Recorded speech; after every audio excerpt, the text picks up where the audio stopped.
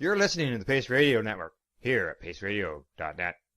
The views expressed by the individuals during this broadcast are their own opinions, and they may not be the same as those of their group or other organizations they may be involved with. All medical advice during our broadcast is not a medical opinion and should be checked with your medical physician.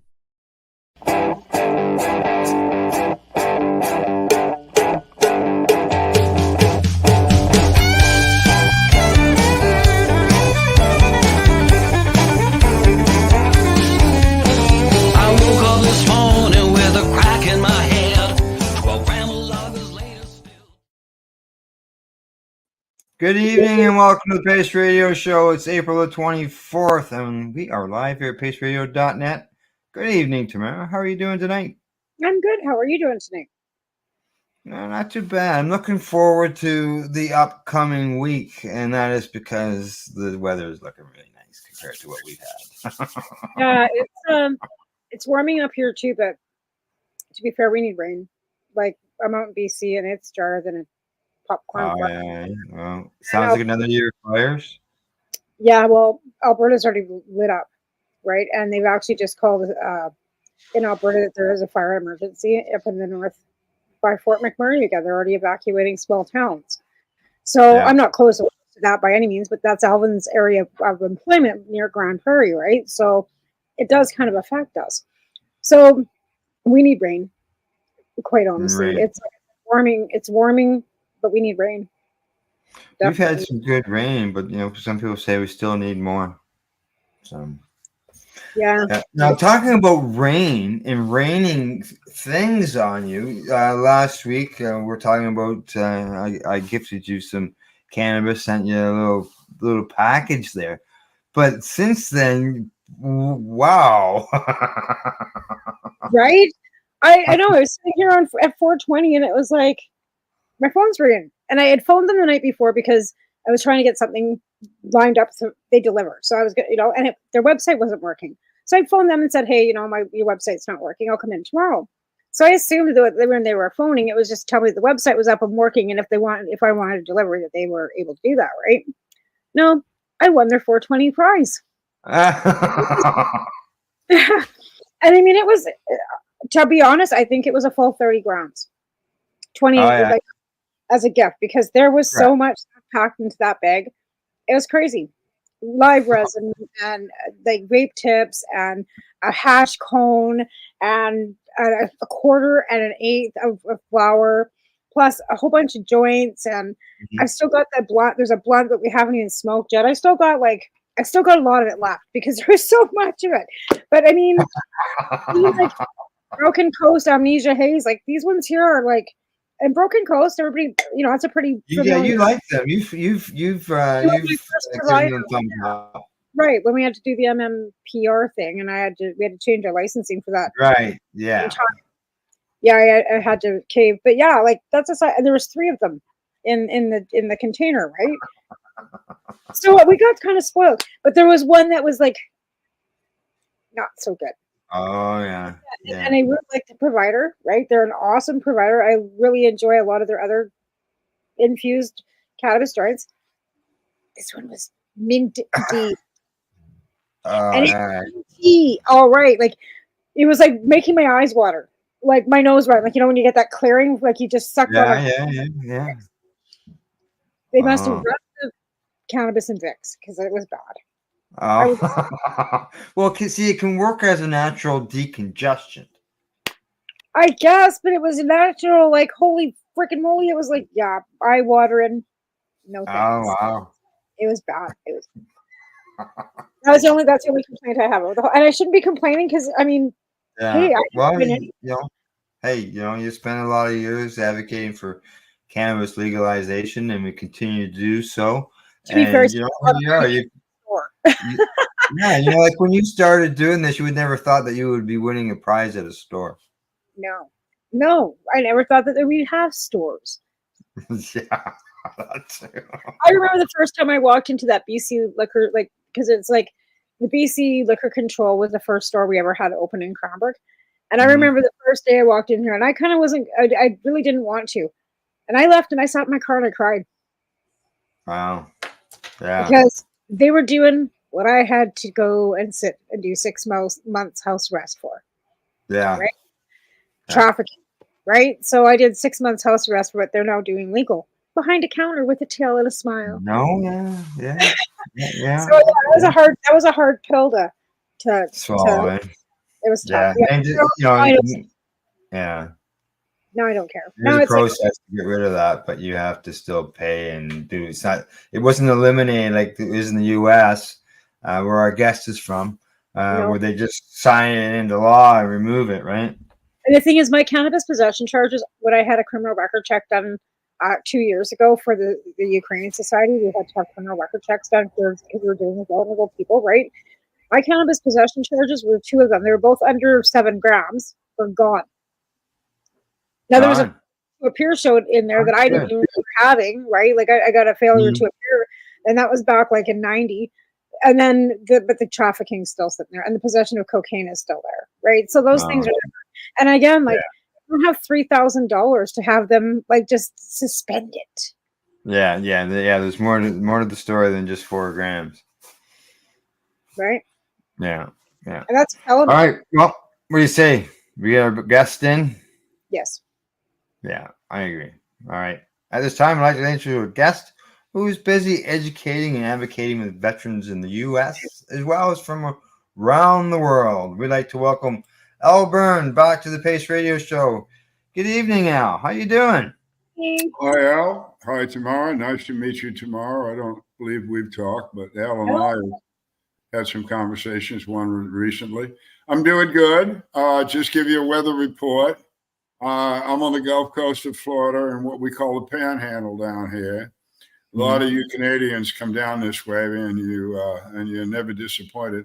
Water temperature in the Gulf this evening is 71 degrees. Water temperature, yeah. And tomorrow probably be low 80s, very sunny, just a gentle breeze. So anyway, I just thought I'd fill in Canada and what the rest of the world we're all pasty Canadians, and you're nicely tanned and the nice sun. Yeah, we get like that sometimes. I was talking to Al there a couple days ago, and he says, "Boy, I can never tell you're in Canada. Look at you, you're wearing a coat."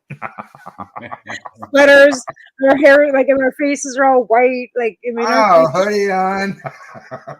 Well, listen, I grew up in Massachusetts, so I know about cold.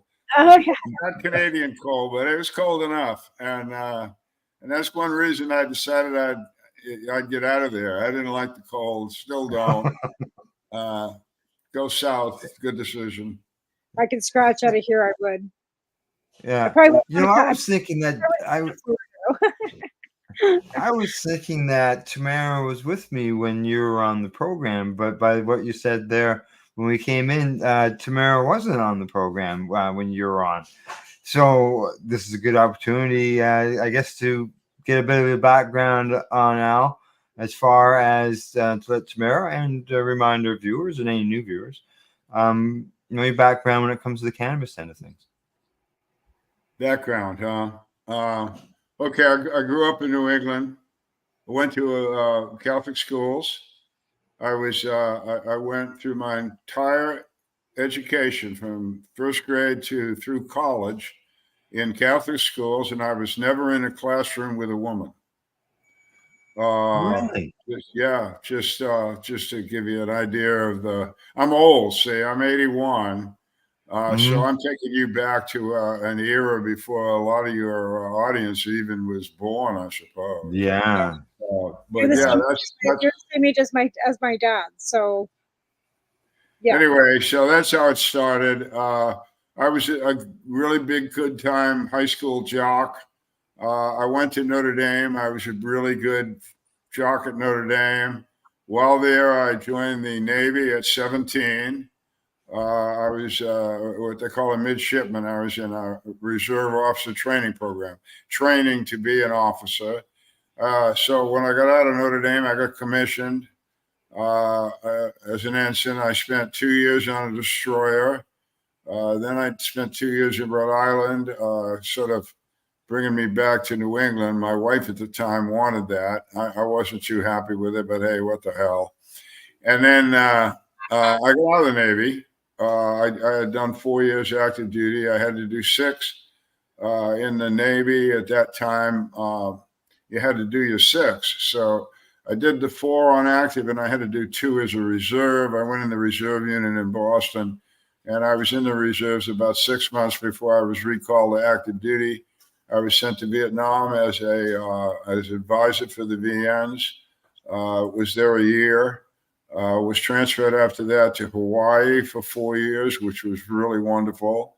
Got back to New England. I went to Rhode Island again, to the Newport area, right at, it was great. It was the 200th anniversary of the United States being born. The tall ships were there. It was nice. Mid-70s, spectacular time.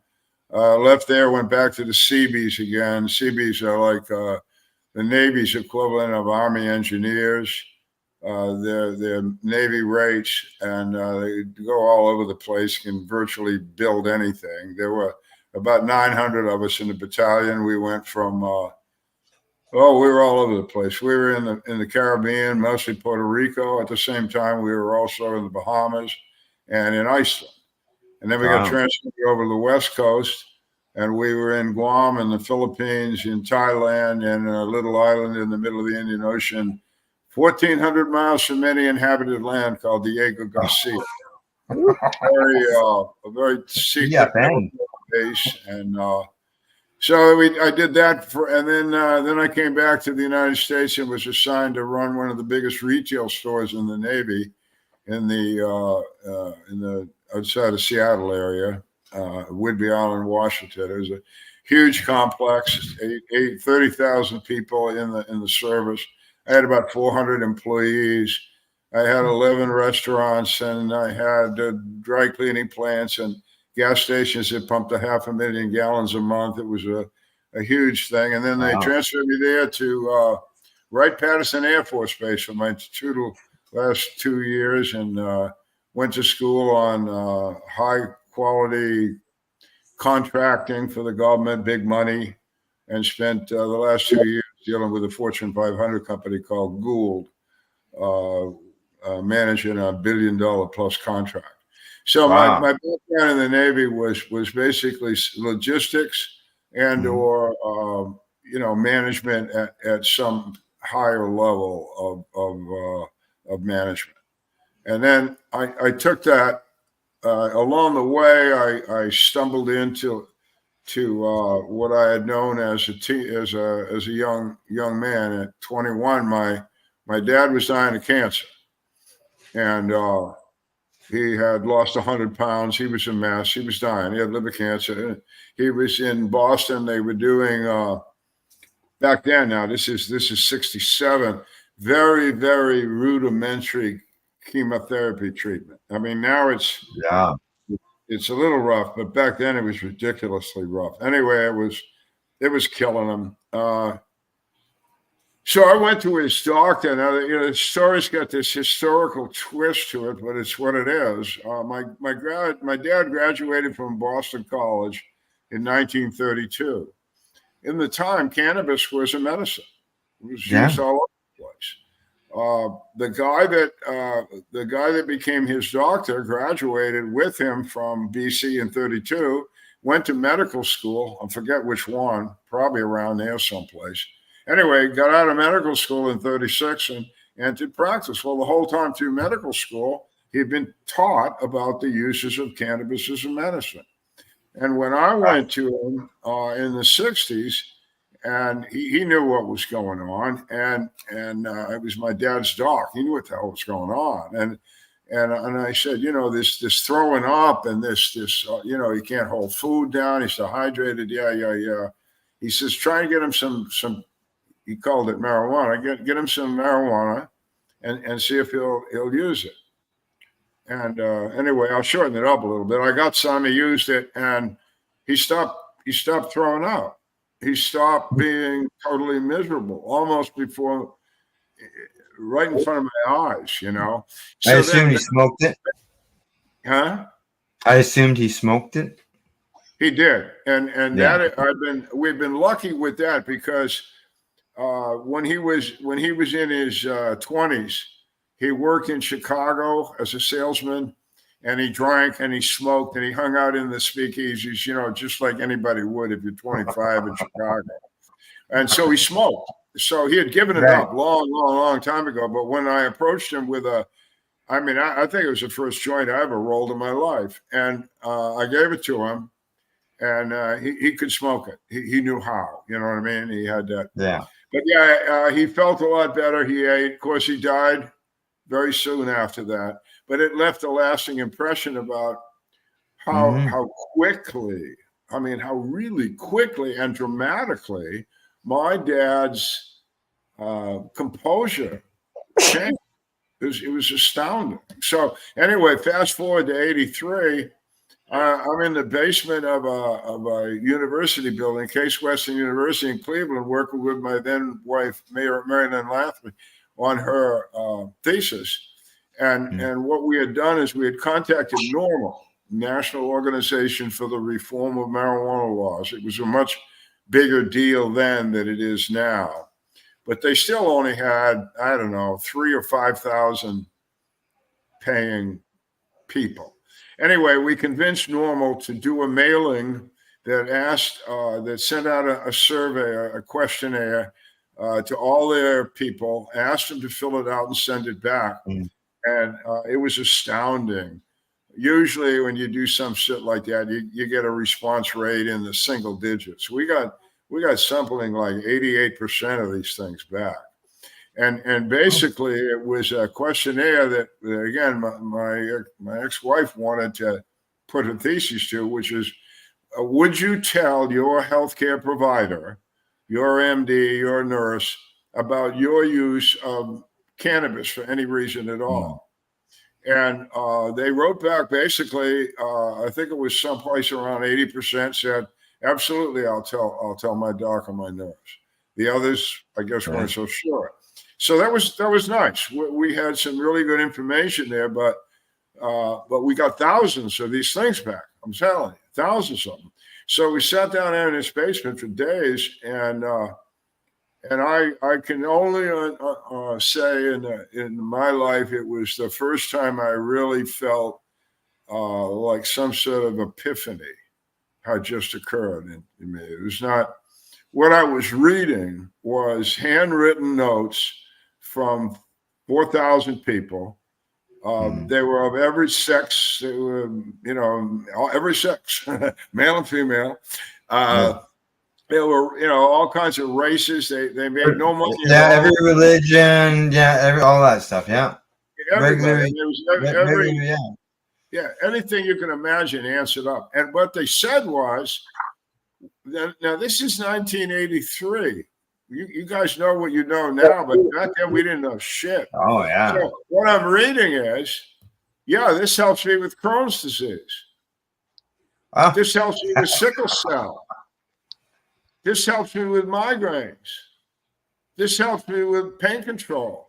Now, what we knew back then was that it was a really good antiemetic. Kept people that were sick from throwing up, which was helped my dad a lot. And it was also a really good way to control glaucoma through it lowered the intraocular pressure in the eyes. We knew that, but we didn't know about Crohn's disease. We didn't know that morning sickness was so diminished with the use of cannabis.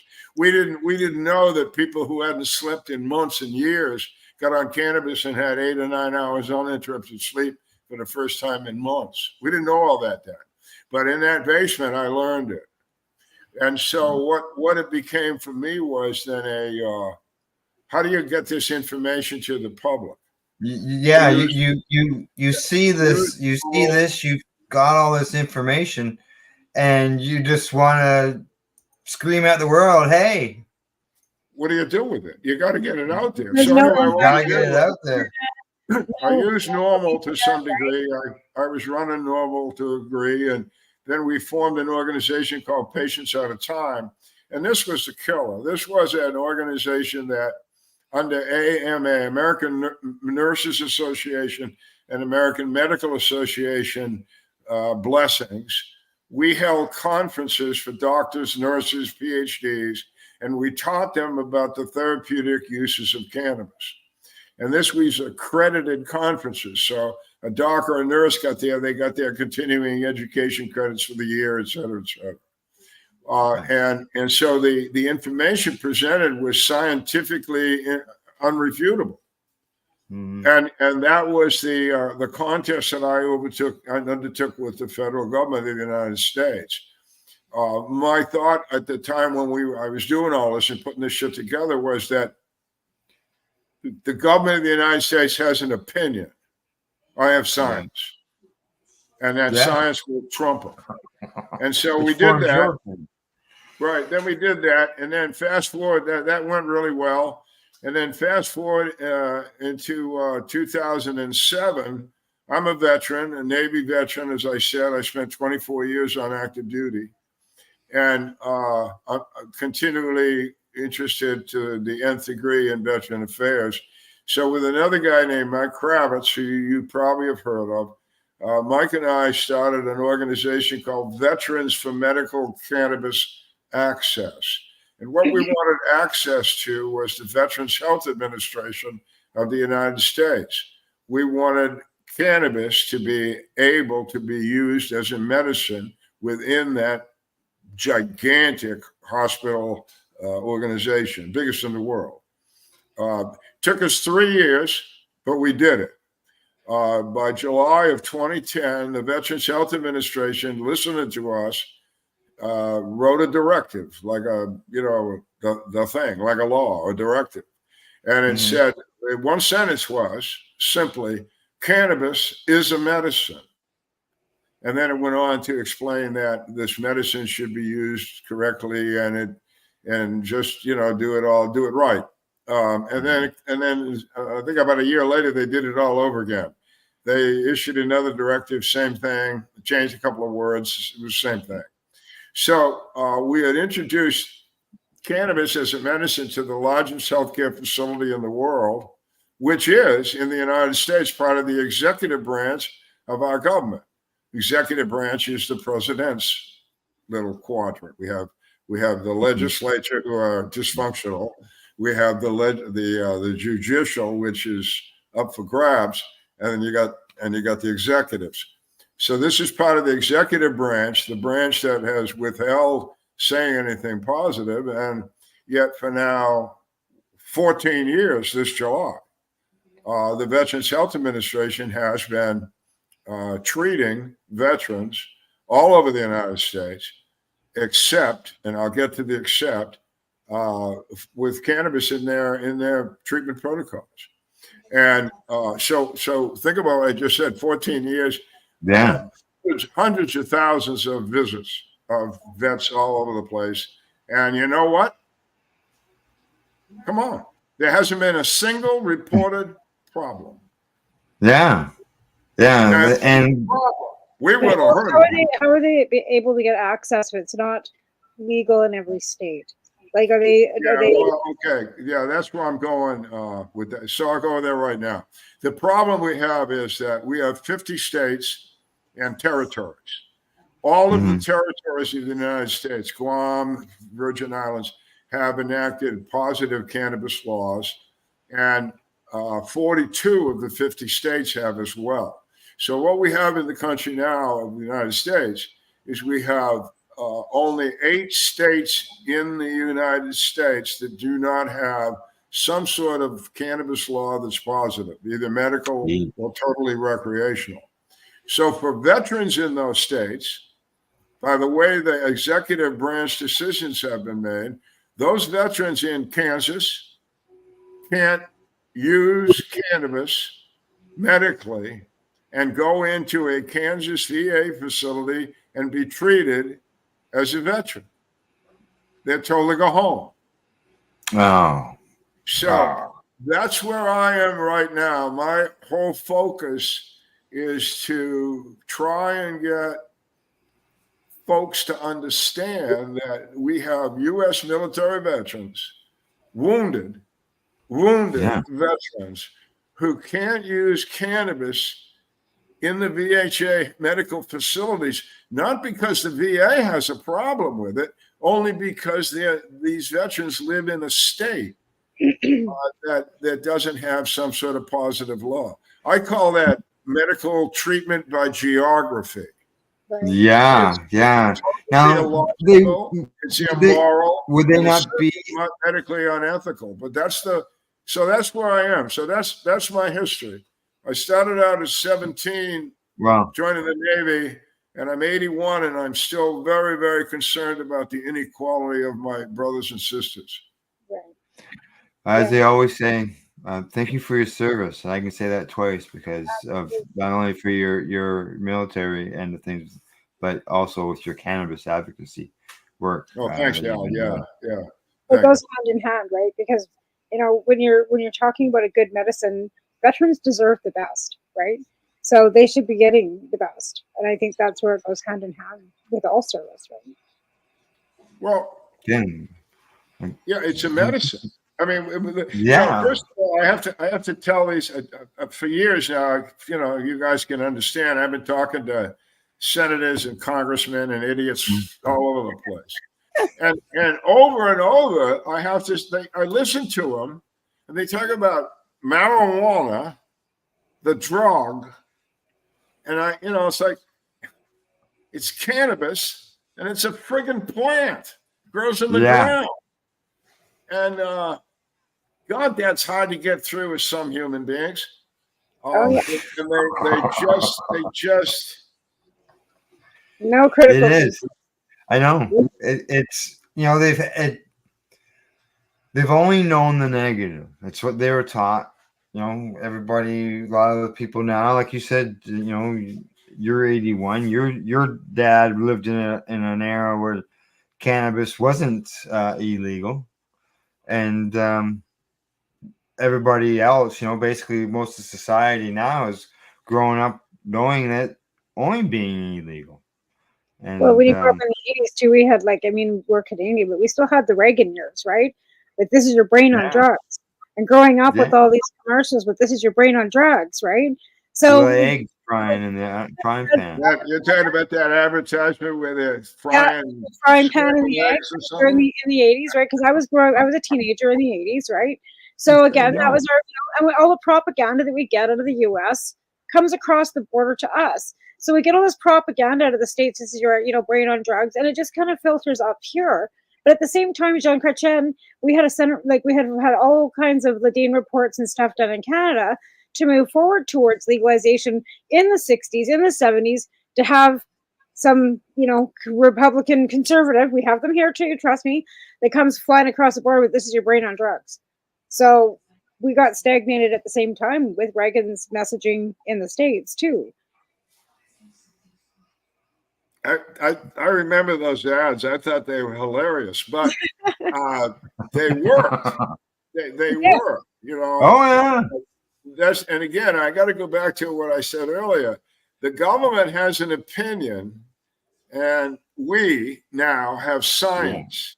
So it's been the education of the masses, not so much the politicians, the masses, the patients, that has changed this whole discourse from where I got in, where everybody went to jail just for saying the word, to now where it's a respected medicine, So it's a sea change, and I want to tell your audience that, especially the younger folks, like, this isn't over yet.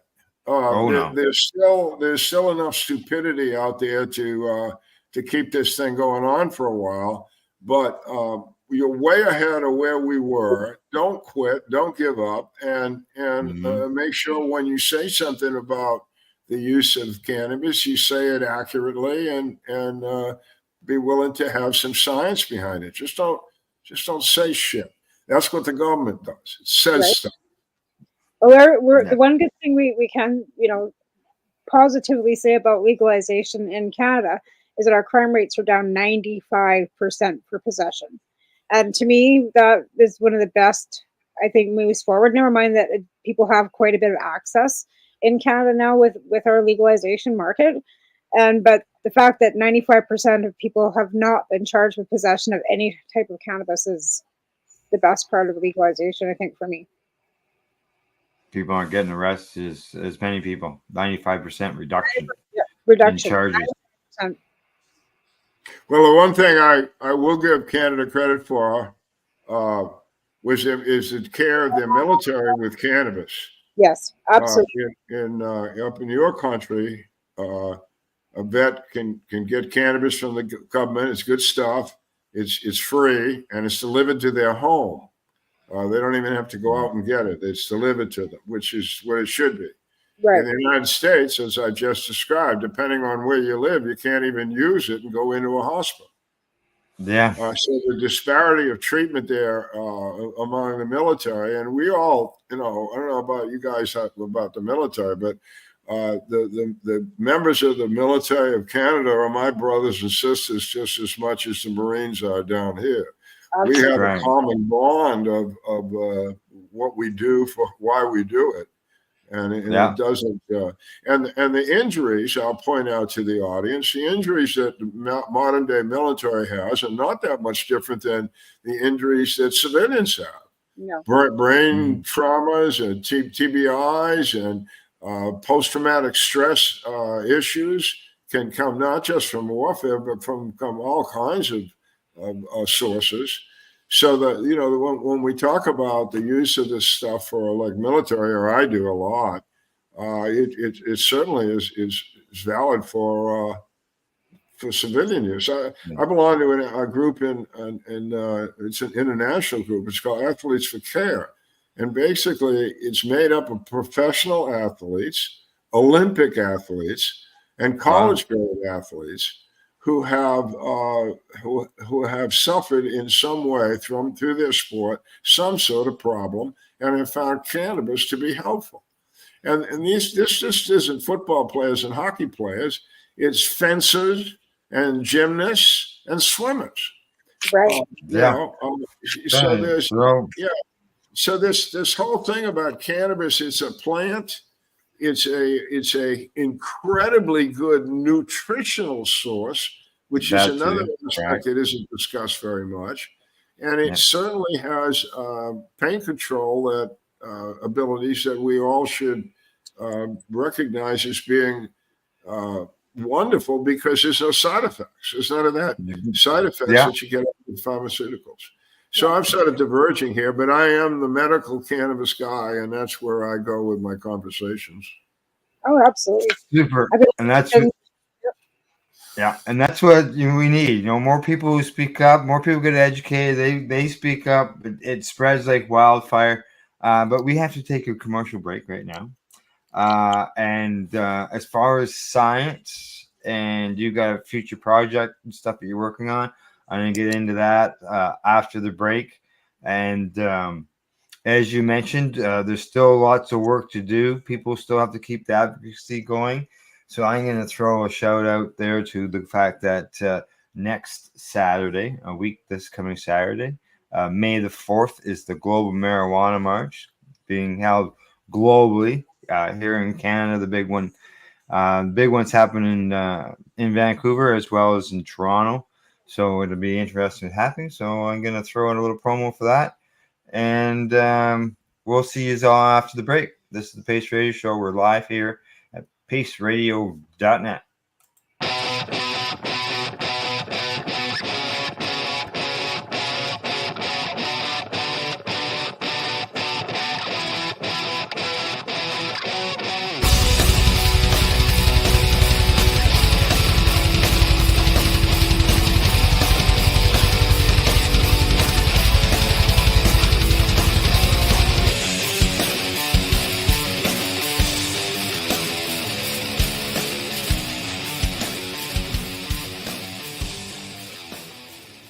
You're listening to the Pace Radio Network here at paceradio.net.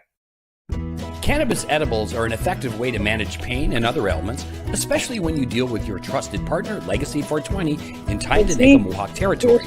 You see, we lab test every product on site to ensure proper dosage every time, which is critical when consuming cannabis edibles.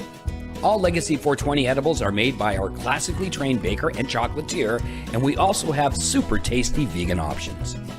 Our baker has been in the industry for 25 years. She's also a chocolatier. Everything from savory to sweet, your chocolate bars, brownies, butter tarts, you name it, we make it.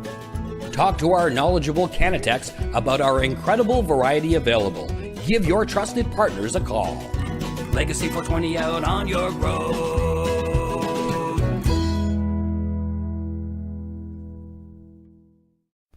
In February of 2022, the Victoria Cannabis Buyers Club and Ted Smith were fined $6.5 million. This for helping 8,500 patients with access to medical cannabis. In our interview with Ted, he spoke to us about how people can donate to help in an upcoming court challenge. And here is part of that interview. From what I've seen lately, I believe that you've got something that you're trying to do as far as fundraising to deal with this next court challenge. For now, people can write checks directly to Jack Lloyd Law Corporation or send e-transfers to save the VCBC at gmail.com. I guess those are the two easiest ways for people to help right now. PACE Radio is the People Advocating Cannabis Education Radio Network. Limestone City Hydroponics is Kingston, Ontario's hydroponics shop. Take your growing to the next level and create the optimal environment with a tent kit or maximize your yield with an ebb and flow flood table kit. Either way, Limestone City Hydroponics has more sizes and options to fit your needs. Are you looking for the power of the sun that adapts to your budget? Then look no further, as they have professional grow lighting. They have indoor grow systems that are easy and cost effective with many options to fit your living space and lifestyle. Cultivate your growing potential. We have everything you need to succeed. And if you can't make it to the store, they offer local delivery to the greater Kingston area. Remember, when you're looking for experts to help you grow, then look no further than the locally owned Limestone City Hydroponics, 105 Sunderland Drive in Kingston, Ontario. Call them at 613-548-0420. Enjoy the buzz of legalization with Campbellford Lifestyle Shop. From lights to plant nutrients, books, consumption accessories, and more, we've got all your basics to grow or consume cannabis. Visit our info center or take a look at our piercing services and body jewelry, now available in-store through Campbellford Lifestyle Shop, 17 Bridge Street West, Campbellford. We are people advocating cannabis education here at paceradio.net. Hey, welcome back. Tamara and I are joined by our guest, war vet and cannabis advocate, Byrne. Boy, I choked on that toke just before we came back live again. So now, before the break, we're talking about all the work that you've been doing, Al, your background and everything in your cannabis advocacy and with the military, the Navy, right? Going forward though, you were talking, you have a new project that you're working on with a friend of yours, and I'd like to give you an opportunity to talk about that. And I've got some questions for you on some of the stuff that I've already seen presented, and we'll go from there. Yeah, thanks, Al. Tamara, hi, I'm back. Casper Leitch is the fellow that I've partnered with in this particular project. Casper's background is over the last 10, 15, 20 years, he's been in the entertainment world, basically, with a website basically built around Time4Hemp, 4 being the number. And he's done a good job with presenting cannabis issues and cannabis people and conversations about hemp and about medical cannabis and about legalization, the whole concept. So anyway, while this was going on, he had the wherewithal and the brains to archive it all. Every show that he ever did, he kept. and he kept it in remarkably good condition. And a lot of what he kept, I am involved with in that I almost all of the medical cannabis interviews over the years, 300 of them. And what we did was we interviewed, one of the things I did for real is I told you we ran these conferences. Well, I got these docs and nurses and researchers coming in from all over the world.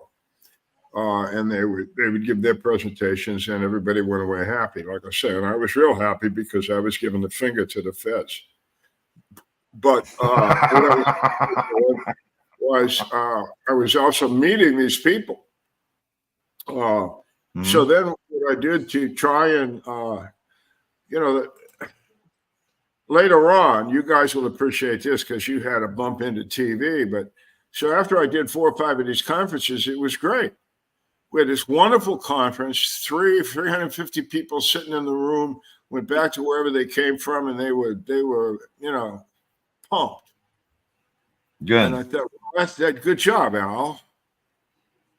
But there's a million people out there. So at this point in time, I decided to go video, and you can read all about this stuff. But and we did the video part live, and we did it, and then we sold it later on as educational material, and that way we got to expand the message out quite a bit. So anyway, that all started, like I said, the conference stuff started in about 2000, and I'm sorry, I sort of lost where you wanted me to go with that.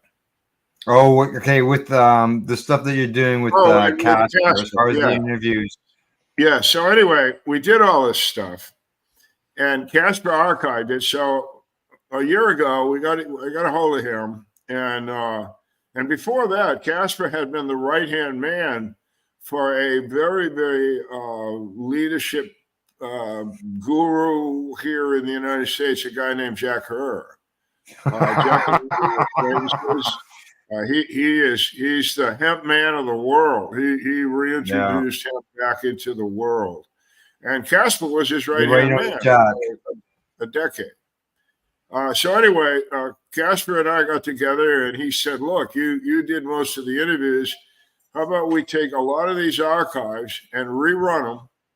Because I've looked at them, and the information there is PhD level and timeless." And then what we do is we interspace that. You do some new interviews with some of the newer folks, and we get it all together. So that's a Time4Hemp project. Casper has already done some remarkable editing. Basically, he's done interviews that I've done, and he's sort of taken out the ahs and the oomphs and the ads, and it's just straight up really high quality editing, and the conversations I don't remember having them. I was like, wow, that's cool, Al. Hey, you did good there. I'm gonna bring. It's good.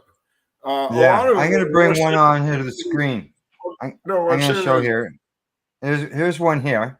Okay. Oh, okay. This is at Casper's website. You're talking about seminars, so on and so forth.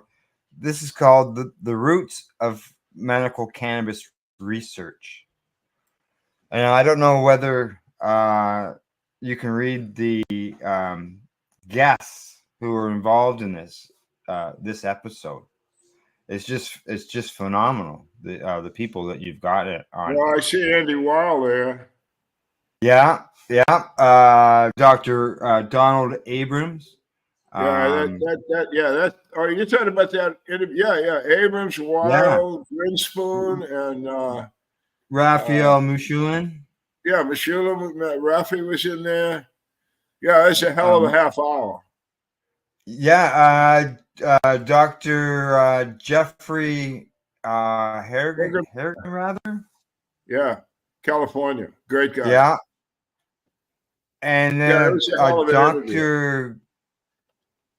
a doctor from Germany, Dr. Grockenharman. Grottenheimer from Does it Germany. ring a bell? Oh Yeah, yeah. Franjo. His first name is Franjo. Franjo started the yes. IACM, the International Academy of Cannabis Medicine, and basically he was the first president, and they did everything. Yeah, exactly. He's an MD, speaks fluent English as well as German, and has been a leader in that cannabis medicine thing in Europe very, very successfully for 20-some years. Hell of a good guy. And he's a patient. Legalized as well. And he's a patient. Yeah. I listened to this today. Yeah, it's a hell of an interview. And it was just, I was listening to these people who I was watching on videos when I was doing these educational seminars in cafes, and seeing these guys in movies, and I'm thinking, wow, now I'm sitting here listening to these same guys talking about all the benefits of cannabis, and it would just wow, I was blown away by it, and I can hardly wait to release this stuff here on the Pace Radio Network. Yeah, well, thanks. But yeah, see, I knew all these guys, and so I'd call them up and I'd say, yeah. Can you do an interview? Yeah, sure, I'll be glad. You know, it was the conversations are kind of low key, I think, but the information provided is PhD level, because that's what these guys were. Yeah, men and women here were beyond the norm of figuring it all out, and a lot of them, like Dr. Weil, Andy Weil. I mean, he came to my call asking him for help 4 or 5 different times. I mean, he's on the cover of Time magazine 2 or 3 times, and I called him up and I said, "I need your help." Yeah, what do you need now? And he provided. Some of these people, they're exceptionally. It's a gold star. It's a gold star interview. Like, this is a 5-star interview of people that you're talking to in this. Yeah, thing. yeah. Well, it's easy when you get that kind of talent. You ask a question and just shut up. Let them it's and as everybody can see there, you can play it on the website. That's what Casper and I are doing. That's what we're doing. Let me finish it, and then we have Casper and I and Time4Hemp have joined up with Pace Radio. And Pace Radio is going to rebroadcast some of these archives and the new stuff pretty much, regularly. We're working on this. We've only talked about this for a week or two. And I don't know what I'm talking about. It's all between Al and not me, just other people. Me and Casper. Casper and you, I guess. Yeah. So anyway. That's what we're doing. We got all these archives, all this education, all this information, and we assume that at least half the audience out there has never heard this before. Yep. It's not dated. In fact, you might not have even heard about it, but it's true. It's there, and these are the guys that did it. I would have when I was showing the documentaries. And these people were in there talking about the benefits of cannabis and stuff. I had nurses and I had people who were like medical specialists, like sort of like on the Reiki and other ways of homeopathic medicine, come to the cafes and watch these videos with me, and they would take down notes. These are researchers and doctors that did the research. Like, you're getting it right from the horse's mouth. Like, you can't get a much better source. And I just think it's just so important. Even though some of them, like Dr. Michelin, isn't with us anymore, his education and the work that he did can continue. And this is one of the ways of doing that. Yeah, well, it was unique, the approach of accredited conferences, and it was something that the federal government really couldn't get much involved with. and I'll clarify that. It actually, I think that we got the first one in 2000 at the University of Iowa, in Iowa City, of all places, Heartland, America. We were sponsored by the medical school and the nursing school of the university, and therefore by the American Medical and the American Nurses Association. And we kind of snuck it in there. There it was. It was done. And I had the opportunity and I took it. The University of Iowa had a student-based TV teaching program. I don't know what they called it. Didn't matter. They had cameras and they had the ability to broadcast this stuff all over the United States. So what I arranged with University of Iowa at the time was to broadcast the conference. It was 2 days, 16 hours live. And we broadcasted it live to 9 different places around the United States. Nice. And Canada. Yeah. And Canada. One of the recipients was McGill. Oh, McGill University. Yeah. In Montreal. The McGill setup was made by a doctor named Mark Ware. Yeah. And Mark came to us and said, I'll help. And he did. And he's been with, I've known him forever. He's still doing research at McGill. They're still doing research at McGill University. Yeah, Mark has spent a lot of time, I believe, with Health Canada, with cannabis and pain control. Well, the nice thing about it right now, since we've had this review that was done just recently, Health Canada, they've been recommended that Health Canada spend more money on research for medicinal purposes for cannabis. We need them to recognize cannabis as a medicine, and they still don't. Even though they give it to our veterans, Health Canada, it's a fight. Our College of Physicians block our doctors from allowing us to use a medicine that's natural and healthy for us. So we've got a long ways to go, even though we've got legalization in Canada. Well, Mark's your man. He knows more about it than anybody. But anyway, what we did was we tossed science in their face. We used these people that you're referring to, and but the government did try to block me. The second conference we had was scheduled for Portland, Oregon, and it was all set up. It was done with the hospital there and the nurses, et cetera, in Oregon. And at the last minute, the hospital pulled its accreditation out from under us. Oh. And the reason we found out later was the federal government, namely the White House, the drug czar, had called the CEO of the HBO that ran the hospital and told him if he actually condoned the use of this conferencing in one of his hospitals, that the federal government would never spend another nickel in any one of his HBOs. Oh. And that was the kind of, that happened again, just so you don't think I'm making it up, in 2010, we did our conference in Tucson. And we were sponsored by the University of Arizona's Medical School, Nursing School, and Dr. Andrew Weil's Integrative Healing School. And all went well until a month or two ahead of the conference. I got an email from the lawyer of the University of Arizona's system. I mean, the whole system, the state. And she informed me that because we were going to have the subject of cannabis on the University of Arizona campus, she was not going to allow that. And therefore, your conference is canceled. And by the way, I'm going on vacation for 2 weeks, so adios. And we found out later, I'm not making this shit up. It's in my book. I totally believe it. We found out later that what had happened is the White House of the United States, the drug czar office, had called this woman.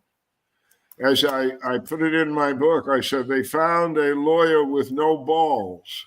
Yeah. A female, but give me a break on that. It's a pun, all right? And told her the same thing they told his CEO in Canada. They said, if you allow this conference, that we'll pull all the federal dollars out of your University of Arizona educational system. And this dumb lawyer believed her. But anyway, by the time she got back from vacation, Dr. Wild, the dean of the nursing school and the dean of the medical school, had convinced everybody else that the lawyer was a nut and we're going to do this, and we did it. But there's others, and I keep referring to my book, so let me brag. Other than Time4Hemp and with all these archives and all this wonderful information that I hope your audience will check out now and then, if not a lot, I wrote a book. It's just, and it's called F-O-R, Country and Cannabis, for country and cannabis. In other words, as Al said earlier, thanks for your service, and not just the military, but the path beyond that. And thank you for that, because that's what my title means, for country. I served my country.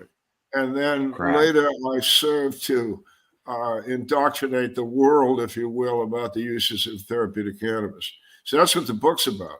So some of these stories I'm relating, like the Arizona thing, and they're in there. And there's more. They're all in there. And some of them are terrible. Some of the stories of federal government, the actions they took against patients, sick people, horrible. So I wrote all that down because, as people told me a long time ago, Al, if you don't do this, nobody else can. And you're still around. It's all part of the history of cannabis. It is. And again, back to right, and then that brings us right back to Casper and I, because these archives are history.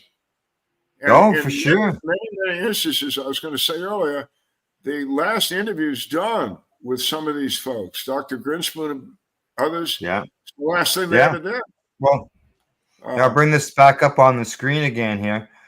This is on Casper's website, and this is his blogs, the Time4Hemp Seeds to Grow. And these are some of the interviews that he's rejigged and put things together. Took the ums and ahs and stuff out of it. And they're all free. You can see they're a free download right there. Peter McWilliams, a tribute to Peter McWilliams. He was a cannabis advocate in the U.S. And I'm just trying to think of the young lady's name who has been Julia, correct? Yeah. There's one with Casper chats with Tommy Chong and Tim Leary. There's the medical cannabis research one. Marijuana is good for you. There'll be an interview with Dr. Lester Grinspoon. Hemp Can Save the World. Interviews, chats with a bunch of people there. And Andrea Herman, I can remember listening to her years ago when the Pace Radio Show was on Time4Hemp. And she was a Canadian hemp farmer. Well, I think the difference too is like the United States is like 5 times the population of we are or more. Oh yeah. So and it's really, I guess for me, it's kind of difficult to even imagine walking in a city that's like, because I live in a population of 20,000 people, and Calgary and Vancouver are huge to me. Or Toronto was like a culture shock. Montreal was a culture shock, right? Ottawa, all culture shock for me. From the prairie, little prairies and like Little House on the Prairie kind of. So I ended up in this. So I couldn't even imagine going to the States. I'd walk into New York. I'd probably drop dead if I was in Central Park or downtown New York. I'd probably drop. It's so big. So yeah, it would be total culture. Mm-hmm. All right, I see it's top of the hour. Time to take another break, and then we'll come back from there, and we'll go from there. I'm just trying to find my stuff. There we go. Off we go. All right. When we return, we'll continue our discussion. You're watching the Pace Radio Show. We're live here at paceradio.net. And don't forget, just because cannabis is legalized where you are, we still got to speak out because it still has to be improved. Not worldwide. Right.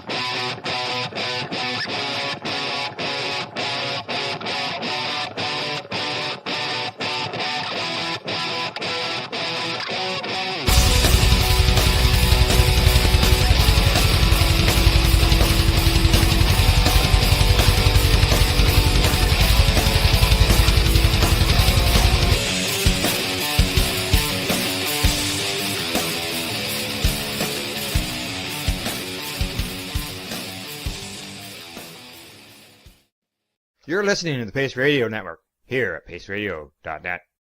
Limestone City Hydroponics is Kingston, Ontario's hydroponics shop. Take your growing to the next level and create the optimal environment with a tent kit or maximize your yield with an ebb and flow flood table kit. Either way, Limestone City Hydroponics has more sizes and options to fit your needs. Are you looking for the power of the sun that adapts to your budget? Then look no further, as they have professional grow lighting. They have indoor grow systems that are easy and cost effective with many options to fit your living space and lifestyle. Cultivate your growing potential. We have everything you need to succeed. And if you can't make it to the store, they offer local delivery to the greater Kingston area. Remember, when you're looking for experts to help you grow, then look no further than the locally owned Limestone City Hydroponics, 105 Sunderland Drive in Kingston, Ontario. Call them at 613-548-0420. Are you looking to get your medical cannabis grow license? Limestone City Hydroponics can help patients through the process of obtaining their license to grow medical cannabis. What's that? You don't have a doctor? If you meet the medical criteria, Limestone City Hydroponics has a nurse practitioner who can assess and provide medical cannabis prescriptions. What are you waiting for? Contact Limestone City Hydroponics at limestonecityhydroponics.ca or call them at 613-548-0420. What do you find at paceradio.net? People advocating cannabis education.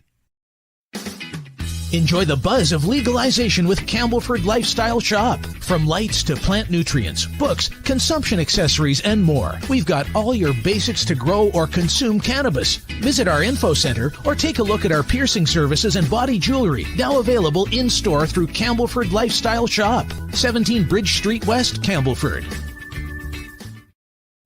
Cannabis edibles are an effective way to manage pain and other ailments, especially when you deal with your trusted partner, Legacy 420, in Tyendinaga Mohawk territory. You see, we lab test every product on site to ensure proper dosage every time, which is critical when consuming cannabis edibles. All Legacy 420 edibles are made by our classically trained baker and chocolatier, and we also have super tasty vegan options.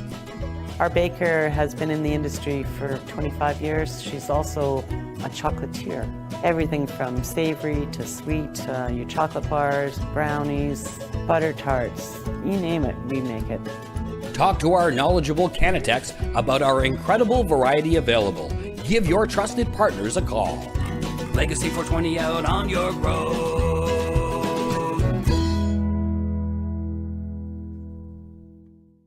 You're listening to the Pace Radio Network here at paceradio.net. Welcome back to the Pace Radio Show. Tonight, Tamara and I were joined by our special guest, war veteran on more than just one front, because he's also a war veteran when it comes to the cannabis issue. And that's our guest, Byrne. Well, Al, you've got a long history of work you've done, and you've got work that you're going to be doing more here, as you mentioned, with Casper, on getting all this archived material out there. You've been doing this, like I said, for years, and there's been interviews. It's all been radio, Pace Radio Show, Pace Radio Network, because we were doing radio. Casper was always radio.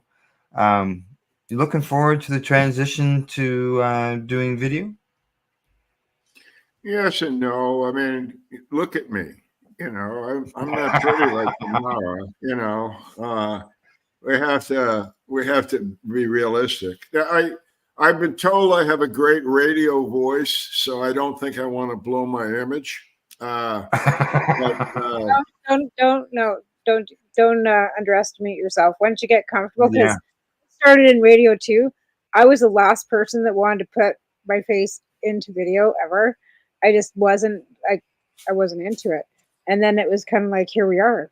So don't underestimate yourself, because it'll be just fine. I've actually done a lot of video with a lot of our Veterans Voices shows were video. In fact, 50 of them, and I've done a lot of video here and there, just being interviewed by TV places and shit. Good. So the camera doesn't really bother me. As I said, the first conference, it helped us immeasurably because we got out in a video sense to I think it was 8 different places, Miguel. But I mean, it was all over the United States. It was University of Arkansas, University of Virginia, the entire health system of the state of Oregon was tuned into it. Everybody in the state of Oregon in the health association business could watch that conference in Oregon.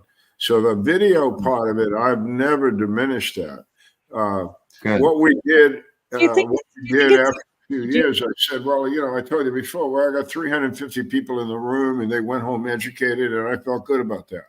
Do you think it's in the States because it's a privatized healthcare system where our system's public, right? So we have like the government's all governmentally funded for our universal healthcare for all our hospitals.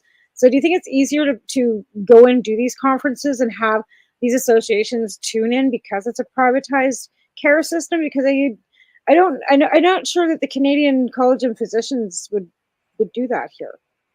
Well, I have a story in my book about dealing with your University of British Columbia about this very issue, and let's just say let's not bring it up right now because it really didn't put the Canadian people in very good light. I know. About what I did, and this is to get to. But wait a minute, to get to the question, what I did was I got these 350 people in the room and I said, that's a finite number. It's no good. It's not big enough. So every conference after that, we videotaped it and we got the videotape approved for accreditation. Right. And we put the videotapes on 2 different sources. We put it on the University of California, San Francisco medical schools training thing. And then any doc anywhere in the world, from India to Canada, could go to that website and take a course on medical cannabis that we put together. The other place we put it was a company that is in Charlottesville, Virginia, called Scitent, SCITENT. And they're a for-profit company, but they did the exact same thing.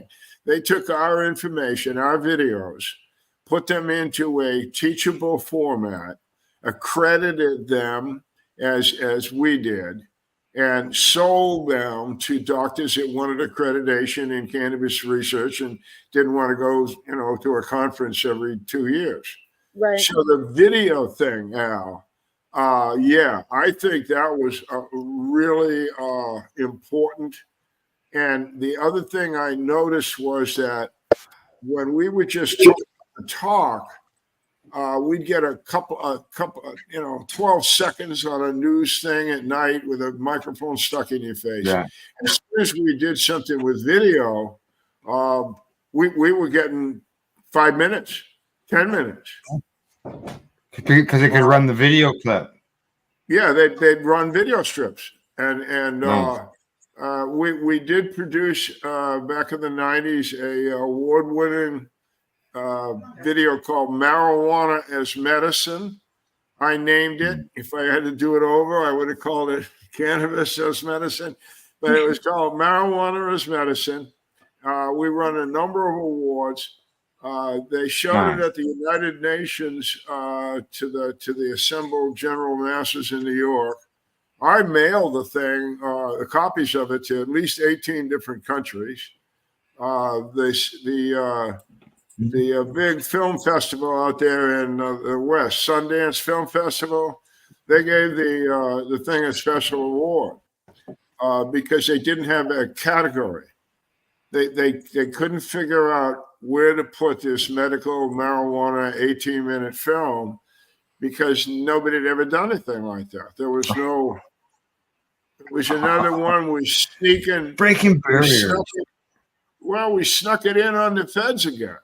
They didn't see that coming. They didn't see us coming to the VHA to get that medical marijuana or cannabis label in the VHA system. They didn't see that. They were fighting some other war. We snuck in the back door with soldiers. We know where to go. Yeah. So Yeah. all this stuff is important. I think words are more important than visual, Mm-hmm. but visual does get a certain amount of attention that just straight words do not. So I think it's a harmonious thing. A little of both is probably good. That's right. Yeah. Now, as far as your comment about look at me, do I look? I would say you probably represent one of the largest growing sectors of the cannabis consumers, and that's the seniors. Yeah. The demographics. Right? More people in their senior years than anyone else. Well, I've been smoking cannabis on a daily basis for probably 45 years, so don't look at me as average. But yeah, the over 65 group in the United States has got it. They have got the word that if you use cannabis in a reasonable fashion, your pain is modulated, you sleep better, your appetite's up, your nutrition's better, all these things we've been talking about. The older folks, they still read, believe it or not. Right? And the younger folks do not, but the old folks read and they listen to each other's wisdom. They look at somebody that's next to him, is 75 years old and looks pretty good.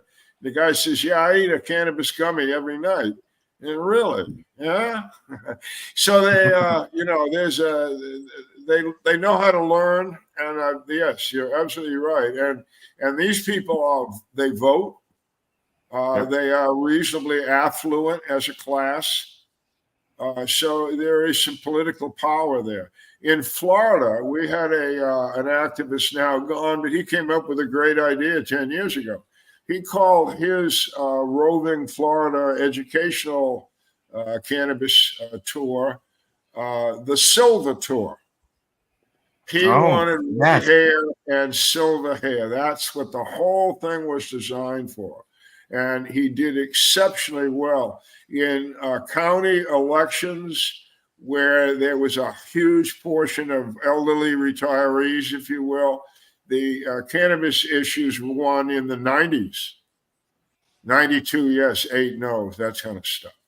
Right. So the older folks have definitely got the word, as I said, especially for pain control, sleep control, bladder control. I mean, appetite. Like that's the thing too. As you get older, I noticed that my parents aren't eating as much. My dad's diabetic, right? There's no way I could get either one of them to try cannabis. My mom worked for the RCMP, but they see what it's done for my health. So but again, it's the appetite is a huge thing for seniors. Yeah. I just want to go off track a little bit and tell your audience because I think it's important. We're talking Canada and the United States. Well, we should. That's where we live and stuff. But there is a world out there, and it's really quite sophisticated. And 27 countries in the world have cannabis in their medical pharmacopoeia.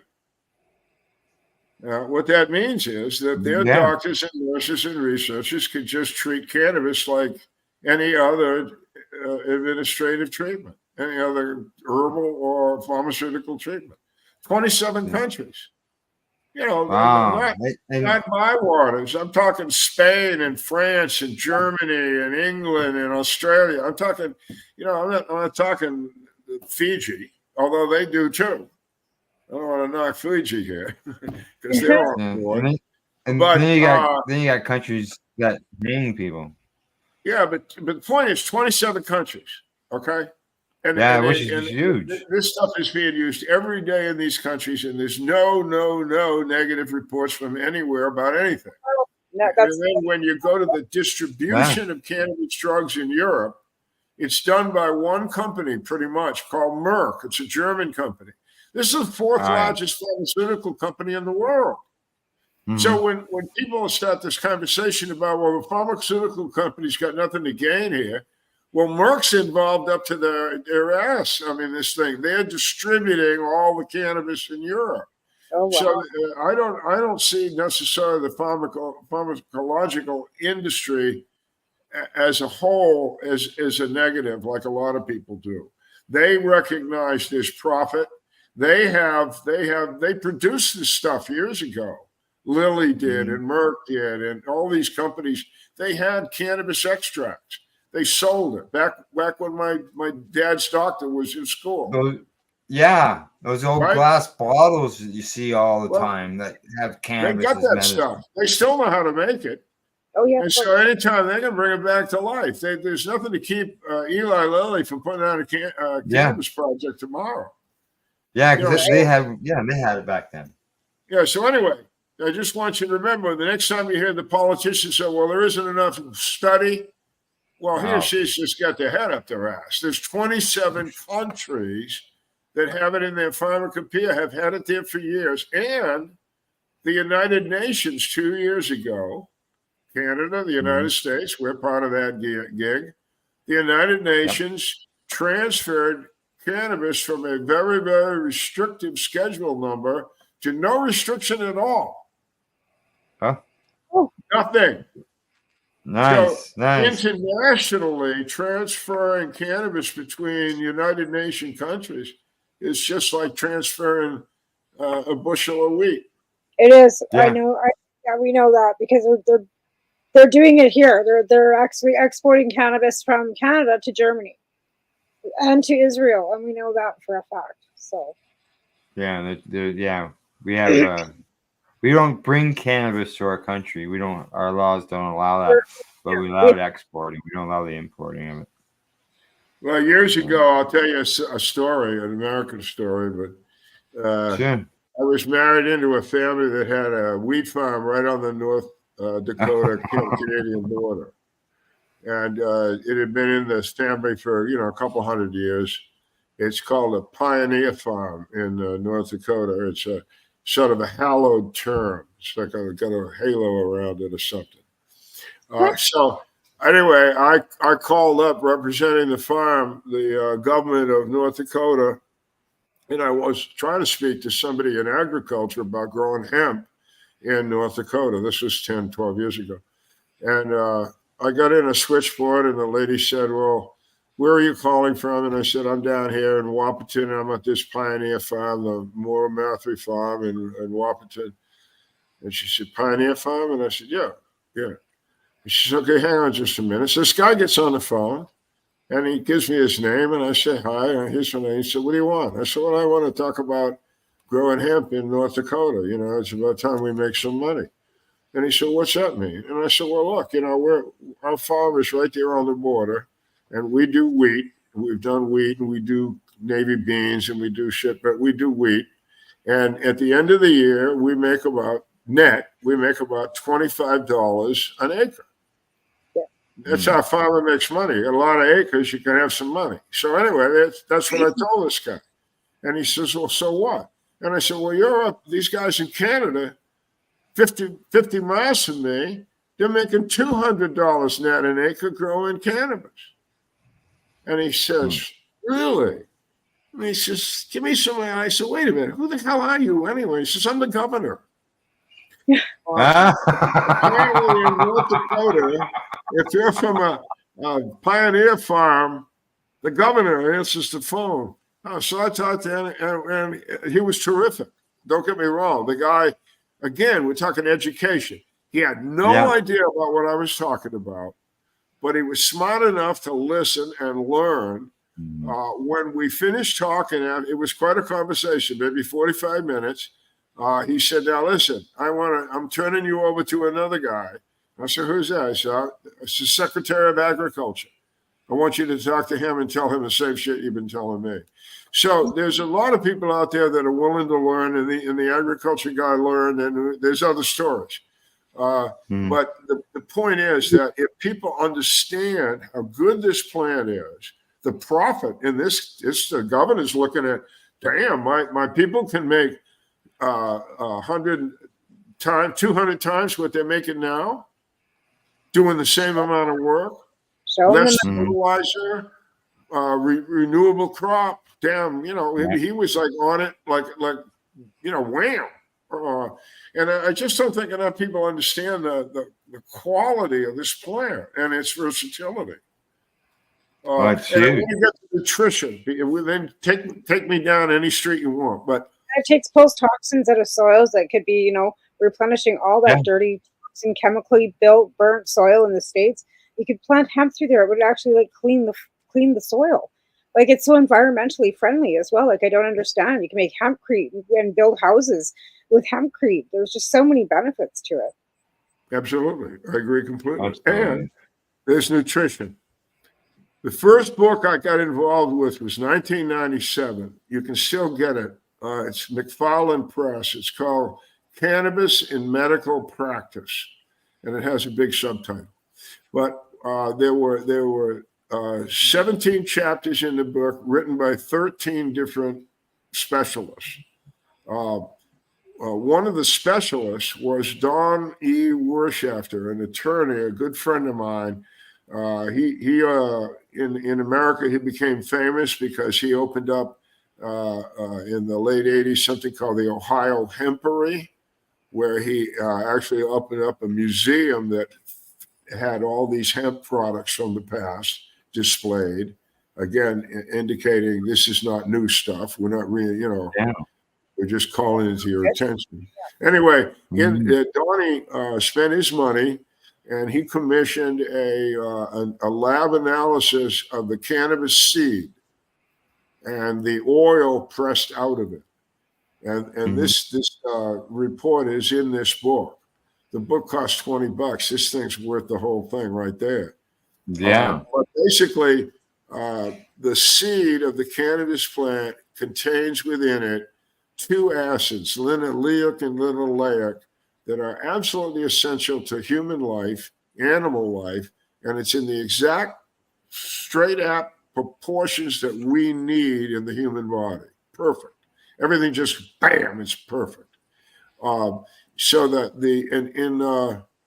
in China now, our adversary, when you go to the movie theater over there, you don't eat popcorn, you eat roasted hemp seeds. That's their TV snack. Wow. Hemp seeds are amazingly nutritious, as is the leaves of the plant.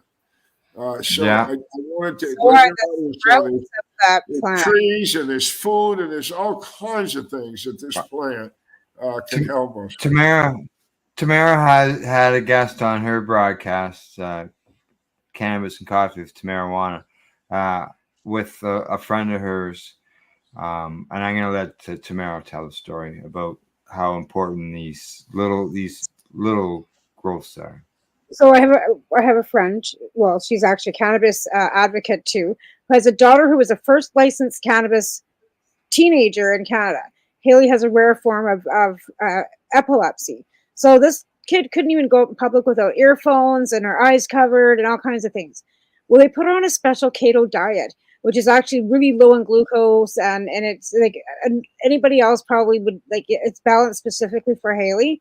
So they're always monitoring her glucose and all these things. But they noticed with using juicing that it was benefiting her. But when they found that they could actually grow it like a bean sprout, so no more than alive for like 14 days. So you from the time microgreen, like a microgreen, like a micro sprout, like like the alfalfa sprout you put on a sandwich. They have found that has been most beneficial because of the acidity in it, because it's not activated, and it's beneficial for the neurons in her brain for epilepsy. A seed that's 14 days growing. That's it. Like 14 days. Seed, like 2 leaves, 14 days. But it's not that it's the acidity in that sprout. It's not because it's not activated either, right? So there's going to be some more stuff coming up shortly in the next near future where I can actually give some more details, and I'll probably have a show back on the show or this show to explain more. But she got a hold of me today, and there's more exciting news coming out. Yeah, she's doing research on this, actual research on it. Yeah, she has actually some doctors on board with her. So this research so this is something that's very new, but it's up and coming, and it's being researched, and possibly could be like mind blowing. Yeah, this sort of expands on what you were just talking about there, Al, about those acids at that very early stage and how important it is. And Tamara's friend there, she's been grasping it. Exactly showing what you're talking about. Yeah. And Cheryl's been grasping, but if you want to Google the Haley Rose Foundation, I don't think there's much on there right now. But her name's Cheryl Rose. She's on Facebook, but she is like I said, there are so many things that have changed Haley's life. And Haley's now 31 years old. She's no longer a teenager, but she was 15, 14. Home. She was 15 and sent home from the hospital to enjoy her last days. This was 16 years ago. Yeah. So. And Cheryl's done, like I said, they've done inhalation. They've done, in fact, Dr. Paul Hornsby, who unfortunately has passed away, he's a Canadian doctor, invented a nose spray that would actually pull her out of a seizure almost instantaneously as well. So, and Dr. Hornsby's got all the research. I'm not sure where we would be able to find that, but Cheryl probably has it actually. But with a nose, with that actually Dr. Paul Hornsby came up with to help her with her seizures as well. So there's some stuff being done up here, but like I said, it's the acid in that plant that's before it's been activated that's beneficial for her. And it's supposed to be with the juicing too. The raw juicing is also very, where it's not activated with no heat, just the acidity in that plant. The THCA. Yeah. Well, seeds, you just never know. Everything that's in the seed at the beginning is there for it to start that plant's life. So it's obviously very important stuff. It was just the agricultural work that this plant has just begun. I mean, well, that's where she's heading with this. She wants to see it on the grocery store shelves as a health food. She doesn't want to see it behind a cannabis gate with with taxes. She wants to see it on the grocery store shelves like a bean sprout, an alfalfa sprout. So you can have it for on your sandwich. And I think that's the direction we should be going. Agriculture, it's a plant, right? On both sides of the border. Couldn't agree more. Time for hemp. That's the name of the. That's right. That's right. We really like the cannabis plant for all kinds of reasons. Hemp is one of them. It's very important. I mean, God, I tell people if you really think about it, the Declaration of Independence was written on a hemp parchment. The first buildings in San Francisco were tents made out of hemp. Because what they did was they sold the sails off the ships that brought them there to make shelter. So the first buildings in San Francisco were hemp. They're still finding miners that left their overalls hanging in some mine 150 years ago. They go and they find one of these old mines and they find these jeans, these hemp jeans, and they're fine. Yeah. That's why they quit using it because cotton deteriorates and hemp will last forever. There ain't no money in things you can't replace, right? It's a responsible society that we became. But anyway, it's a hell of a good product. It's a great plant, and again, it's a plant. I got to keep reminding people it was in the United States. Well, I guess it's the world. In 2014. The American Herbal Association did declare cannabis an herb. That had always been what it is. Where should it go? Well, they declared it an herb, and then they wrote a monologue, which is the second largest monologue ever written about a plant, second only to garlic, on the positive uses of the plant. Right. And that's 10 years ago now. Right. So it is an herb. It's recognized as such now by the United Nations. I just see in the future, in your country and mine, that essentially cannabis will be under the authority of the agriculture people. It should be.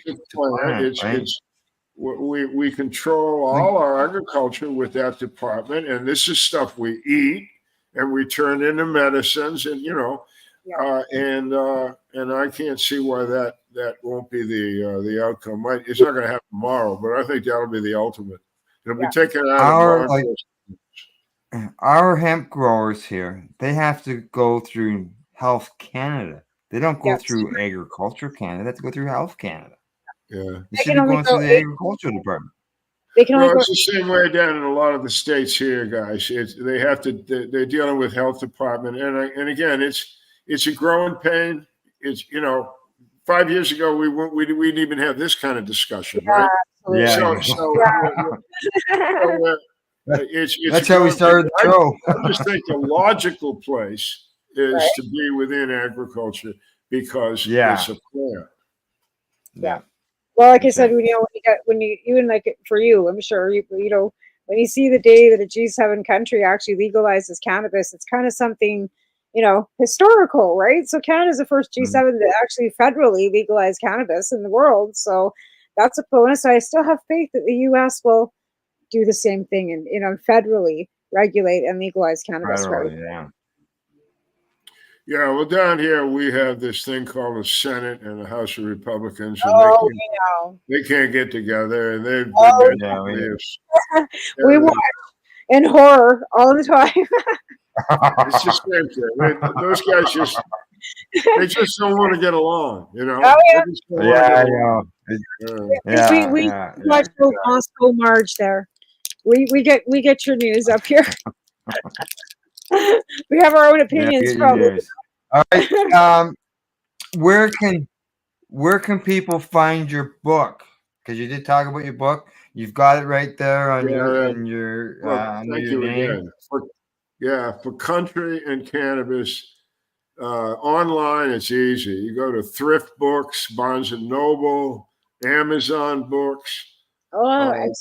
Just go to search. You get to Amazon Books, go to search, and either put my name in. You see it here on the screen, Al Byrne, or For Country and Cannabis, and it'll pop up, and they'll charge you a couple of bucks, and they'll send it to you that day, and you'll be overwhelmed with the information. Just listening tonight is a good idea.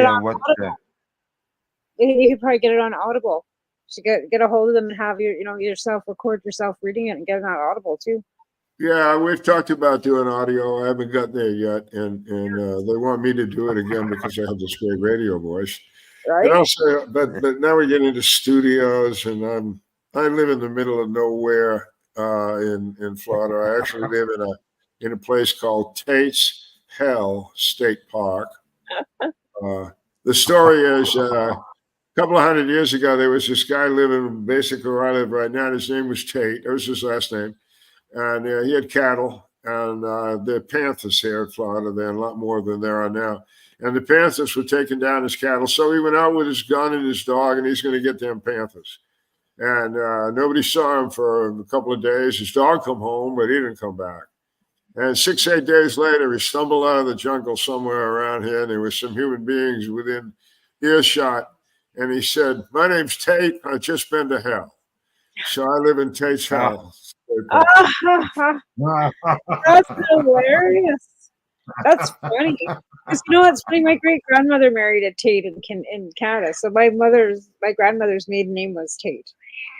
Well, Florida used to be full of cattle, but anyway, that's the story around here. And we don't think of Florida having cattle. We always just think, I guess, because I've never traveled to the States, as Texas being all cattle. But I assume that people in the States too, that far south, think we all live in igloos too still. Yeah, there's actually a term that people in North America mainly think is a derogatory term. It's called cracker, being a cracker. And that has been, by like people that I grew up with in New England, if you call somebody a cracker, that meant they were ignorant, southerner, hillbilly, Oh, interesting. And down here in Florida, that's just another word for cowboy. And the reason that they get the cracker is because the cowboys in Florida, and there were cows all over the place down here from the Spanish when they brought them in. Oh, yeah, and these guys would use these long whips. I mean, long whips, 6-8 feet, and they wouldn't hit the cattle with them, but they'd snap it. Crap. Yeah. That's interesting. And so the cowboys were called crackers. Oh, interesting. So anyway, there's another little bit of American history. Up So here they're called rednecks. yeah, I live in a house that's called a cracker house, and it's not a derogatory term down here. It means it's a house that people would have built the shape, the architecture of it, like a couple hundred years ago. Yeah. That's super interesting. See, that's the thing that we don't hear a lot of past history and stuff about the States. You just get kind of wish-wash of things. It's very interesting to hear stories directly from you. Stories. Yeah. In this area I live in. All right, Al. Oh, you got time's up. Okay, good. I'm gonna go to bed then. Thank you for your time. Okay, we got a couple of minutes, but there is a broadcast that is following us, so I do have to cut us off at a certain point. So keep going. Tell your story. No, I just thank you for this conversation. I appreciate you letting me bringing up these different subject matters. I do think that both our countries, the people of our country, need to get better educated, pass information along, learn. I mean, actually take some time to study, to listen, to go back to these archives and listen to what these men and women who spent their lives figuring this stuff out have to say, so that when you go and talk to your doctor and your nurse, you can educate them. Keep in mind, folks, when I started this stuff in 2000 in the United States with the first accredited conference, that was the first time in modern history that a doctor or a nurse had that type of instruction since 1930s. Yeah, that's so disheartening that it's just all gone away. Now we have about half of the medical schools and about half of the nursing schools in the country have courses on the use of therapeutic cannabis and, most importantly, the endocannabinoid system, which we didn't even touch tonight. Yeah. So that the education is growing, but I just urge you, if you can, to talk to your doctor, talk to your nurse, talk to anybody and say, hey, give it a try. It can't hurt you. Be modest and moderate in what you do, and you'll be fine. Oh, yeah, for sure. Like our stigma, I think, is, after 5 years of legalization in Canada, is easing somewhat. Yeah. Yeah, there's a learning curve. I know in my early days of my illness, I'd always talk to the nurses when I was at the hospital or something like that, or when I went to see a specialist, anything like that, any medical appointment. I always make sure that they knew I was using cannabis as medicinally, and in order to help educate them. Some of them I took books to, gave them magazines, Treating Yourself magazines or whatever. Educate them. Spread the word, right? I've done that my whole life too. Any place I could say to somebody in the medical community, hey, I use cannabis and it's good for me. I got a few rejections, but most of the 99% of them said, yeah, what goes on? They want to know. Especially nurses. Yeah. Especially nurses. Yeah, and some of them would tell me. Some of them would tell me that they say, yeah, I know some older people that are patients that they consume medicinally, but they would it was sort of quiet, because they were sort of not everybody was staying in the cannabis closet then. Well, remember we fought for Lisa Kirkman to be able to use her vaporizer in the hospital and medicine. Yeah.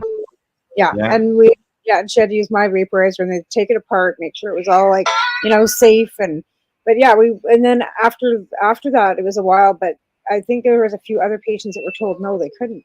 And then they made legislation change the rules and the policies so that you couldn't use it. Okay, fuck.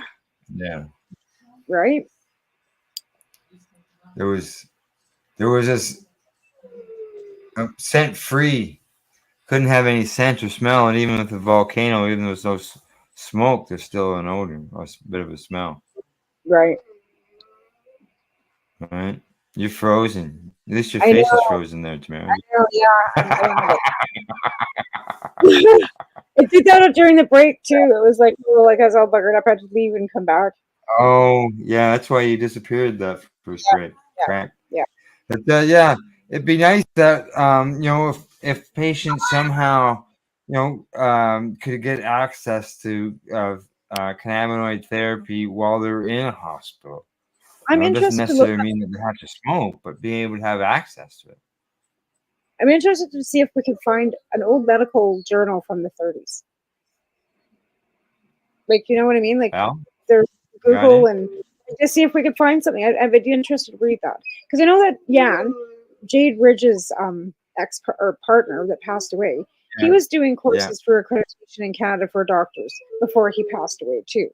So, and then again, Mark Ware, I'm not sure what that he's done that as well. But I know that some of the doctors here do take a Mark, Mark did a pain study on patients on smokable cannabis to deal with patients. He had 21 participants in the study, and it came out with a positive result. I can't remember all the numbers and all that, but it came out as a positive result. I know I used that study and sent it to my MP at the time, who was a conservative member, and he wrote me back and told me that nice study, but it's not big enough, and didn't mean anything. Yeah. I know, like, and that's the thing before we didn't want to hear it. Now I think it's a little, like I said, the stigma's worn off of it. Yeah. Well, the two U.S. studies on smoking and cannabis, the first one was presented at one of my conferences again in 2008. The professor and the researcher was Donald Tashkin. He was the head of the pulmonary department of UCLA. He was a professor of medicine, and he was hired by the federal government to do a smoking study on over 30 years on patients that were in 4 categories: people that smoke cigarettes and cigars, people that smoke cigarettes, cigars, and cannabis, people that smoked only cannabis, and people that smoked nothing at all. At the end of the 30-year period, he presented at my conference that people that smoke cigarettes and cigars are going to get lung cancer and COPD just like they say you are. The same would be for the people that smoke cigarettes and cannabis. They were going to get COPD and lung cancer. The people that smoked only cannabis in the study, about 3,000 of them, nobody had lung cancer and nobody had COPD, which was a better result than people that smoked nothing at all. Fast forward, that was 2008. Fast forward to May 2023, a study by UCLA, same outfit, 7 years this time. And they did basically Tashkin study all over again, except this time they actually let people with COPD, chronic obstructive pulmonary disease, into the study. So they went 7 years this time, same categories, same result. You smoke cigarettes, cigars, and cannabis, you're going to get lung cancer, you're going to get COPD.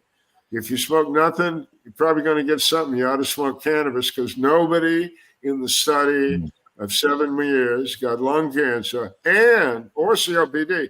And the people that went in with COPD came out cured of the disease.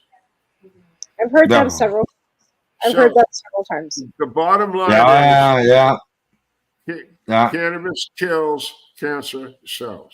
Yeah, I've heard that several times. We have Dr. Taskin's reports. He's one of my doctors in my research department of the on the PACE website, and sharing that report with so many people, it's so important because of the results of the study. You know, when people who smoke cannabis get less cancer, lung cancer versus people who don't smoke anything at all. Right. It's got obviously there's benefit there. The government thought that the result would be different. And when Tashkin came out with it, that's why he did it at my conference.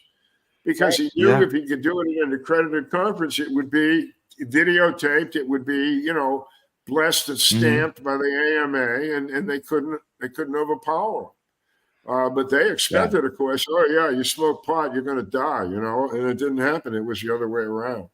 And that's why the government you talk to somebody in the government about this, they don't know what the hell you're talking about. What are you talking about? Like 2005, I was using Ventolin and Advair for asthma. I haven't used Advair or blue Ventolin puffer and almost 10 years because I smoked cannabis and my lungs are clear now. And they don't, and the only explanation is my consumption of cannabis. Yep. And a chiropractor laughed at me when I told him that. He's like, "That's not possible." I says, "Well, I'm just telling you. I was using it on a regular basis. I had to take Advair and Ventolin because I had asthma, and now I don't."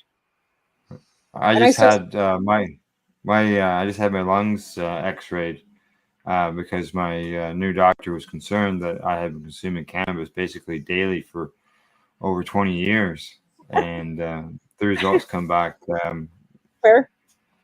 clear. There's nothing wrong. Yeah. Yeah, well, you'd be fitting right in with Tashkin's and UCLA's data. I mean, But they don't want to listen. They don't want to listen to the case study, right?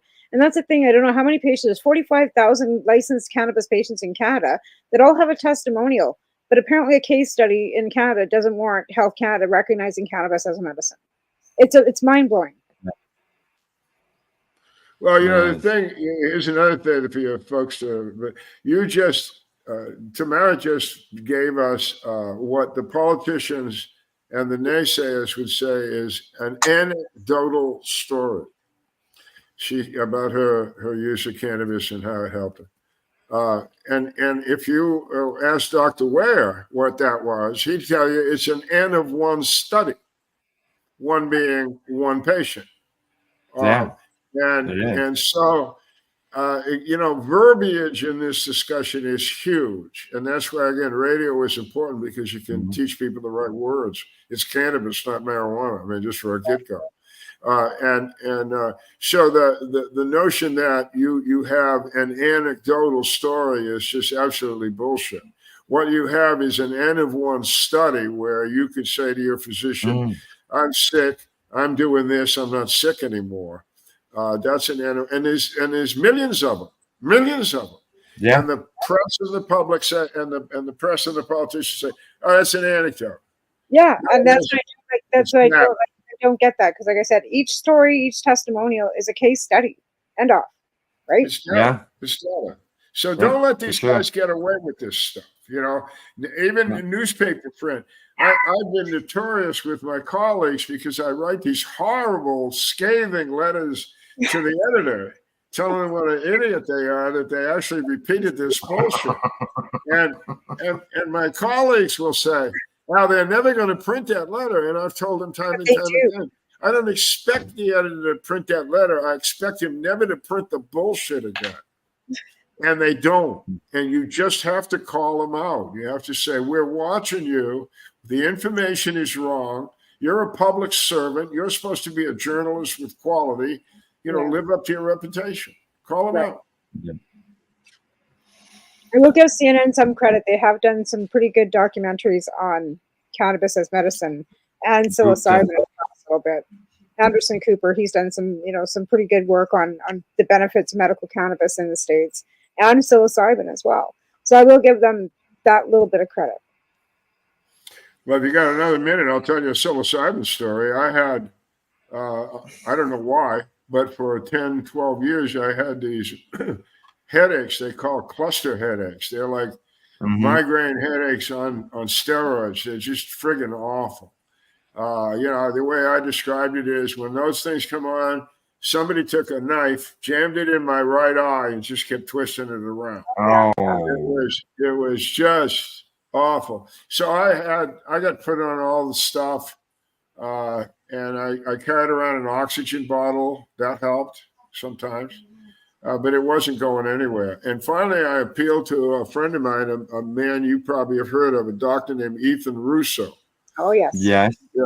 And Ethan and I did a lot of work together, and we were buddies. And I called him up, and he's a smart guy. And I said, "What?" And he said, "Can you get a hold of some psilocybin mushrooms?" I said, "Yes, I can." I was in Virginia. And I got the mushrooms, and he said, "Okay, here's what you do. Get the mushrooms, and when you feel the aura of these horrible headaches coming on, it's like my body all of a sudden wasn't right. And then within a minute, I had this friggin' head cake." So what he's saying, when you feel that shit just when it's coming on, take these mushrooms, chop them up real good, swallow them with grapefruit juice. He wanted me to use a high acidic grapefruit juice and see what happens. Breaks down the stomach. I did that, just as he said. And that was the last headache I had. That was 24 years ago. Wow. That's one treatment. To make it better, I told Ethan it worked. He said, God, man, I'm glad. He said, listen, I got a doc friend here. He was in Missoula, Montana. I said, have you got some more of them mushrooms? I said, sure. Can you send them to her? Yeah. So anyway, I sent this doc in Missoula the mushrooms. I called her up and I said, here's what I did. And she said, okay. So she did it. She called me back. It didn't work. I said, So she got another headache. She tried it, and she hasn't had one either now for 24 years. Oh, there you go. So I believe you don't have to convince me about psilocybin mushrooms. There is a healing power there that is extraordinary. And, I'm in. Yeah, we'll discuss that in our next interview. Right. I'm looking at the time. I can't really extend this much more because there is another broadcast coming on, so we have to get out of the way for that. So shout out time, person, place, a thing, website,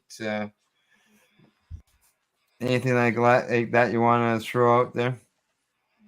No, go look at the archives at Time4Hemp. They'll be growing. You'll see them on Pace. You'll hear them in Pace Radio.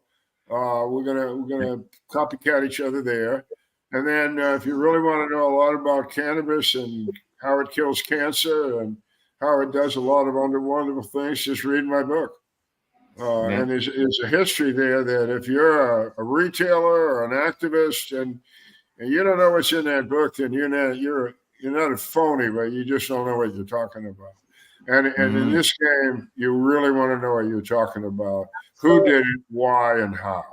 Yeah. And that book it's 360 pages. It's not for lightweights.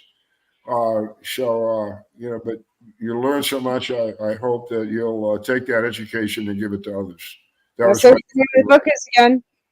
What's the name of the book again? For Country and Cannabis. There we go. And you can find that at Amazon. Books. Yeah, and thank you again for your service on both sides of the thing. But being a cannabis warrior, thank you, and for all your service for your country. And thanks for coming on our show. My pleasure. Yeah. All right, everybody. Just so you know, you can find the Pace Radio Show. We're on Twitter. We're on Facebook. We're on Instagram. Thanks go to our sponsors, the friendly folks at legacy420.com, Limestone City Hydroponics.ca, and the Campbellford Lifestyle Shop in downtown Campbellford. And they're expanding, just so you know. They're going to add in I don't know if it's public or not, but they are expanding.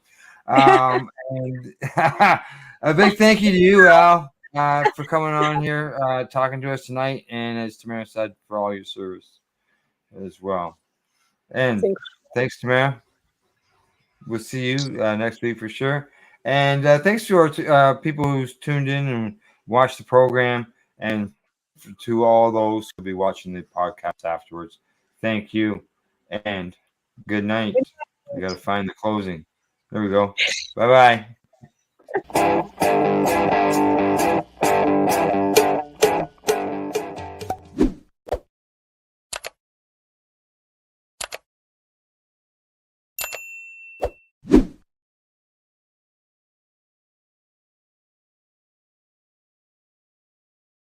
Let's share Pace everywhere. That way it can help create peace. People everywhere advocating cannabis education. You're listening to the Pace Radio Network here at paceradio.net.